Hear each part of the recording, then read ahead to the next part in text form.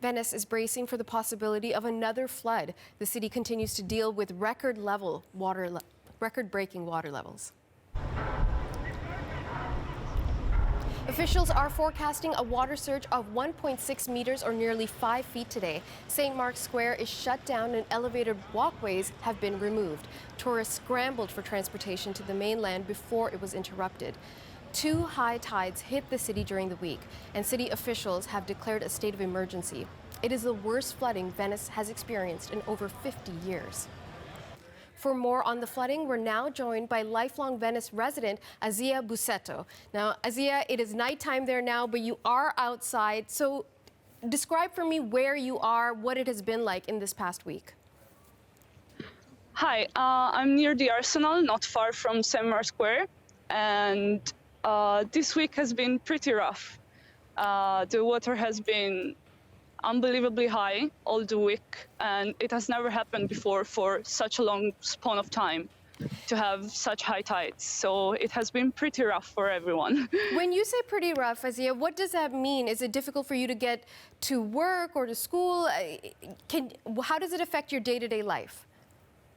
Yeah, a lot of the public transportation doesn't work. It's hard to move by foot because there's a lot of high tide, and a lot of people don't have boots that are high enough, and university has been closed, and a lot of people can't go to school or work because of this. So that's what I meant. So living in a city like Venice, you are obviously always surrounded by water, and high tides do happen from time to time. What makes this year and this time different? This year and this time are different because it has been pretty much tragic. A lot of people had their houses and their shop flooded like it never happened before in 50 years. And a lot of people have lost all of their things, all of their belongings to the water, and there's no way to repair it. Like, it's pretty much gone. And shops have been closed, restaurants have been closed, churches, museums have been damaged. So it has been like never before. And so how are you feeling in the midst of all of this?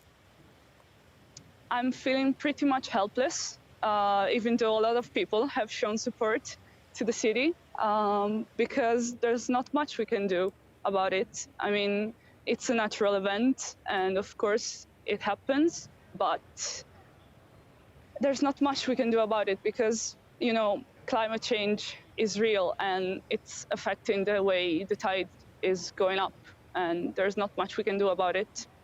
Has there been any flooding in your home? No, I was one of the lucky ones, but a lot of my friends have been affected by the tide, and I have been helping them these past few days. And also the shop I work in has been completely flooded. And yesterday I was there and I saw the situation, and it was really awful. It took me all day just to fix it a little bit. So describe that for us. So what kind of shop do you work in? How was it destroyed? I work in a shop that sells photography and postcards, and pretty much half of the things we sell were ruined by the water. There was mud on the floor. We lost our a lot of our belongings that were in there, and the smell was awful because, you know, the water isn't that clean. So yeah, a lot of the furniture was ruined. It was a mess. We're hearing from a lot of people that they're thinking about leaving Venice, that this time enough is enough. Have you ever considered that?